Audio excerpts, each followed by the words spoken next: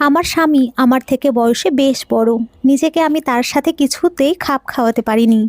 Boring একটা মানুষ, মিষ্টি করে কথা বলতে জানে না, ভালোবাসা বোঝে না। একজন আনরোমান্টিক মানুষের মধ্যেও যেই গুণ থাকা দরকার তার সবই আছে তার মধ্যে।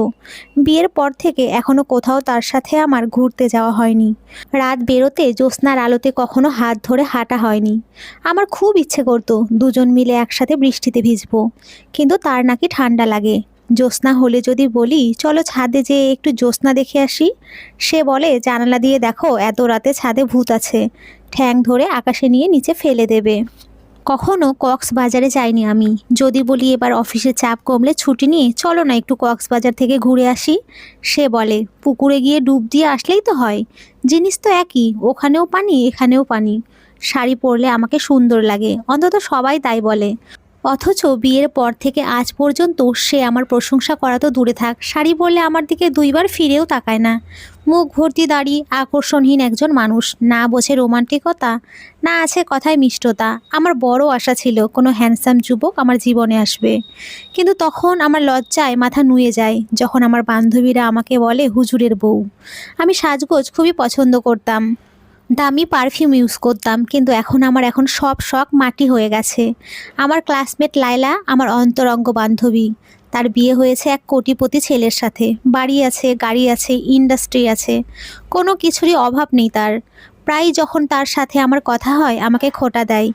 বিয়ের আগে আমিও স্বপ্ন দেখতাম, কোট প্যান্ট পরা এক হ্যান্ডসাম সুপুরুষ আমার স্বামী, অঢেল সম্পত্তির মালিক, নিজের গাড়ি আছে, উত্তরায় 5 তলা বাড়ি আছে, যেই ঘরে আমি থাকি রাজকীয় এক খাট, 52 ইঞ্চি 3D LED টিভি আমার রুমে। শুধু আমার কাপড় চোপড় রাখা এবং সাজগোজের জিনিসের জন্য আলাদা একটা রুম রয়েছে। যত দামি ব্র্যান্ডের পারফিউম রয়েছে সব আমার সংগ্রহ আছে। উষ্ণ গরম পানিতে বাথটবের ফেনায় আমি ঘন্টার পর ঘন্টা বসে থাকি। যখন বাইরে বের হই জামা কোনটা রেখে কোনটা পরবো, ম্যাচিং করে জুতো আর কানের দুল, কালার মিল রেখে মেকআপ, এগুলো নির্বাচন করতেই আমার ঘন্টা পার হয়ে যায়। ও ড্রাইভ করছে, আমি ওর পাশে বসা। আমি জানালাটা খুলে দিলাম, আমার চুলগুলো বাতাসে উড়ে ওর মুখে আছড়ে পড়ছে। ও চোখ বন্ধ করে আমার চুলের ঘ্রাণ নিচ্ছে আর বলছে তোমার চুলের ঘ্রাণ আমাকে মাতাল করে দেয়। তার কথা যেন আমার কানেই পড়েনি। সেই ভাব নিয়ে আমি বাইরের সবুজ ধান ক্ষেতের দিকে অপলক দৃষ্টিতে তাকিয়ে আছি। কোনো পার্টিতে গেলে তার বন্ধুরা আমার রূপের প্রশংসা করে, তার বন্ধু স্ত্রীরা আমাকে ঘিরে ধরে, ভাবি শাড়িটা অনেক সুন্দর, কত টাকা দিয়ে কিনেছেন ভাবি, কোন পার্লার থেকে সেজেছেন, আমি আপনার মতো এমন হিল কোথায় পাবো, আরও কত কি। তখন গর্বে আমার বুকটা ফুলে উঠত। বিয়ের পূর্বে প্রতি রাতে এমন স্বপ্ন দেখতে দেখতেই আমি ঘুমোতাম। বিয়ের পরেও অনেক রাতে আমি আমার অতীত স্বপ্নরাজ্য বিচরণ করতাম, কিন্তু বেসুরে মোটা কণ্ঠের ডাকে আমার স্বপ্ন ভঙ্গ হতো। সাভিয়ার মা, ওঠো, ফজরের আজান দিয়েছে। এভাবে কত রাতের মিষ্টি স্বপ্ন তিনি আমার ভঙ্গ করেছেন তার হিসেব নেই। এরই মধ্যে এক সকালে অনুভব করলাম আমার গর্ভে তৃতীয় সন্তানের অস্তিত্ব। আমি ভেবেছিলাম সেই খুশিতে আমাকে জড়িয়ে ধরবে বা কিছু একটা তো করবেই, কিন্তু ও কোনো রিয়াকশনই দেখালো না। খুশি হয়েছে না রাগ হয়েছে না অন্য কিছু, কিছুই বুঝলাম না। শুধু আলহামদুলিল্লাহ বলেই শেষ। মেজাজ তো চরম খারাপ। মনে মনে সারাদিন নিজের কপালকে গালি দিয়েছি। আল্লাহ, এই ছিল আমার কপালে? তোমার দুনিয়াতে কি আর কোনো রোমান্টিক ছেলে ছিল না যে তুমি এই বুড়োর সাথেই আমার বিয়ে দিলে? রাতে দেখলাম এক বস্তা ভরে ফলমূল নিয়ে এসেছে, আমিও দেখে মুখ ঝামটে দিলাম। এভাবেই দিন যাচ্ছিল। আমার বারবার মনে হতো বাচ্চা হওয়ার সময় যদি আমি মরে যাই।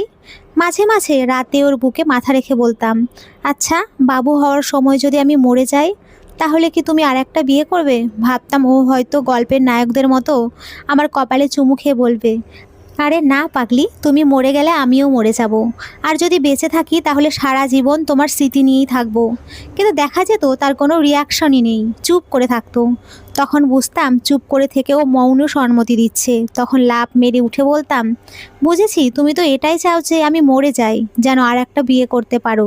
এই বলে তার দিক থেকে পিঠ ফিরিয়ে শুয়ে বাকি রাতটা পার করে দিতাম। দেখতে দেখতে 5 মাস হয়ে গেল। একদিন রুমে আমি একাই ছিলাম। বাথরুমে গিয়েছি, হঠাৎ পা পিছলে কোমরের উপরে উপুর হয়ে পড়লাম। পেটে এক জোরে বাড়ি খেলাম। মনে হলো অনেক উঁচু থেকে কোনো এক বড় পাথর এসে আমার পেটে পড়েছে। এখনই মনে হয় আমার জানটা বের হয়ে যাবে। তারপর কিছু সময় অচেতন হয়ে সেখানেই পড়ে রইলাম। কিছুক্ষণ পরে যখন হুঁশ ফিরল শরীরটা খুব হালকা লাগছিল, কিন্তু ওঠার শক্তি পাচ্ছিলাম না। অনেক কষ্টে এটা সেটা ধরে রুমে এসে আবার পড়ে গেলাম। চোখে সব ঝাপসা দেখছি। শাশুড়ি ছিল অন্য রুমে। ডাকতে যাচ্ছি কিন্তু গলা দিয়ে আওয়াজ বের হচ্ছে না। সাবিয়া আর মালিহা ওদের দাদির সাথে ছিল। হঠাৎ মালিহা রুমে ঢুকে আমাকে দেখে চিৎকার দিয়ে উঠল। বাড়ির সবাই দৌড়ে এলো আমার কাছে। দেখলাম আমার শাশুড়ি বাথরুম থেকে দলা পাকানো একটি রক্তখণ্ড টাওয়ালে পেঁচিয়ে নিয়ে আসলেন। আমার মুখ দিয়ে কথা বের হচ্ছিল না। ঝাপসা চোখে দেখলাম লম্বা লম্বা হাত পা, একদম ওর মতো চোখ ঠোঁট কান সব কিছুই ছিল। আমার ছেলেটা তখনও কাঁপছিল। তারপর আস্তে আস্তে ওর কাঁপা থেমে গেল। আমি আবার বেহুশ হয়ে পড়লাম। আমার হুঁশ আসে 4 দিন পর খুলনা 28 বেডের আইসিইউতে। তখন আমার হাত পা ও পুরো শরীর বেডের সাথে ফিতে দিয়ে বাঁধা ছিল।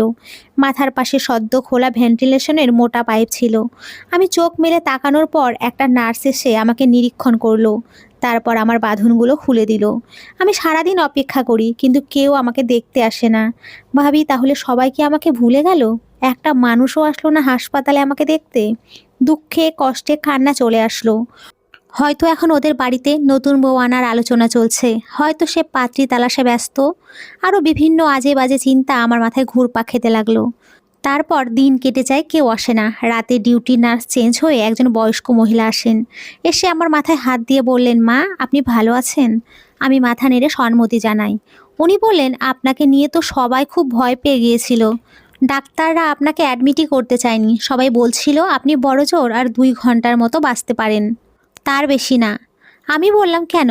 উনি বললেন আমার ডায়াবেটিস আর প্রেশার দুটোই নাকি অনেক বেশি হয়ে গিয়েছিল। অনেক বেশি রক্তক্ষরণে আমি রক্তশূন্য হয়ে পড়েছিলাম। পালস খুঁজে পাওয়া যাচ্ছিল না। শেষে ওর কাছ থেকে বন সই নিয়ে তারপর আমাকে আইসিইউতে নেওয়া হয়। তিনি আমাকে বললেন, ওই লম্বা হুজুরটা মনে হয় আপনার স্বামী। লোকটা আপনার জন্য অনেক কষ্ট করেছে। আর 4 দিন দিন রাত 24 ঘন্টা হাসপাতালে পড়ে আছে। আইসিইউর বারান্দায় সারাক্ষণ বসে থাকে, একবারের জন্যও বাসায় যায়নি।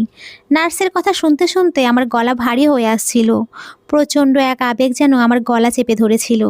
তিনি বলতে লাগলেন, আমরা তো সবাই হাল ছেড়ে দিয়েছিলাম কিন্তু উনি একবারের জন্যও হাল ছাড়েনি। যখন এখানে আপনাকে এনেছিল উনি খুব কান্নাকাটি করছিল। আমি মনে মনে ভাবছিলাম এই লোকটা সত্যিই কি আমার জন্য কাঁদতে পারে? তিনি বলছিলেন, আমরা তো সবাই ওনার কান্না দেখে অবাক হয়ে গিয়েছিলাম। আমি এক পাশে মুখ ফিরিয়ে বললাম, তাও তো আমাকে একবারও দেখতে এলো না। তখন সেই নার্স আমার বাম পাশের জানালার পর্দাটা সরিয়ে দিয়ে আমাকে হাত দিয়ে ইশারা করে বললেন, ওই যে দেখেন। দেখলাম বাইরে উস্কো উস্কো চুলে জানালার দিকে তাকিয়ে দাঁড়িয়ে আছে। পর্দা সরতে থেকে হাত দিয়ে ইশারা করে নার্সকে শুক্রিয়া জানালো। নার্স বললেন, আইসিইউতে বাইরের কেউ আসা নিষেধ, এভাবে রুগী দেখানোও নিষেধ।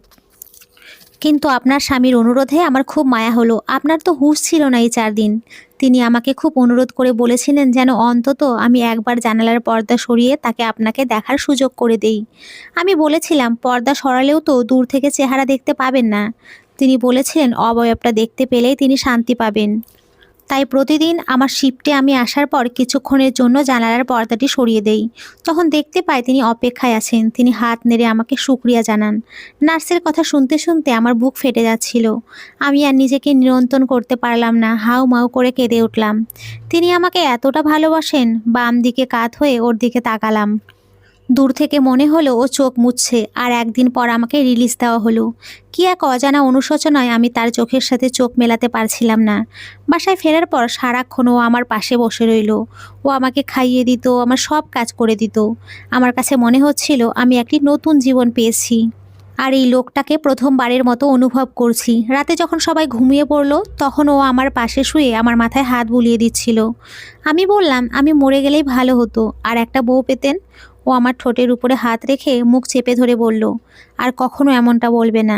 তারপর আমাকে বুকের সাথে চেপে ধরে হাউ মাউ করে কেঁদে উঠল। মনে হচ্ছিল আমার শুকনো বুকটা সিঞ্চিত হচ্ছে ওর চোখের পানিতে।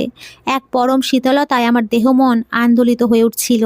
আমার মনে হচ্ছিল তার চোখের অশ্রুগুলো আমার জীবনটা নতুন করে ধুয়ে পরিচ্ছন্ন করে দিয়েছে। আমি বাসায় ফেরার 2 দিন পর হঠাৎ লাইলা ফোন দিল। ফোন রিসিভ করার পর ওপাশ থেকে তার কান্নার আওয়াজ পেলাম। বললাম, কী রে এতদিন পর, আর তুই কাঁদছিস কেন?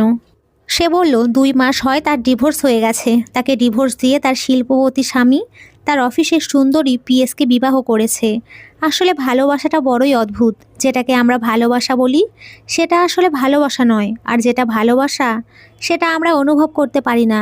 আমাদের চারপাশে অসংখ্য ভালোবাসা ছড়িয়ে আছে, কিন্তু সেটা আমরা দেখতে পাই না। আমি পূর্ণ সুস্থ হবার পর হঠাৎ তিনি রাতে বললেন, আজ পূর্ণিমা, চলো ছাদে যাই, চাঁদের আলোটা গায়ে মেখে আসি। আমি তার দিকে বাঁকা চোখে তাকিয়ে ঠোঁট বাঁকিয়ে বললাম, আমি কিন্তু সব বুঝি। তারপর বন্ধুরা, তোমরা সকলে খুব ভালো থেকো, সুস্থ থেকো। সকলকে অসংখ্য ধন্যবাদ। নমস্কার বন্ধুরা, খুব ভালো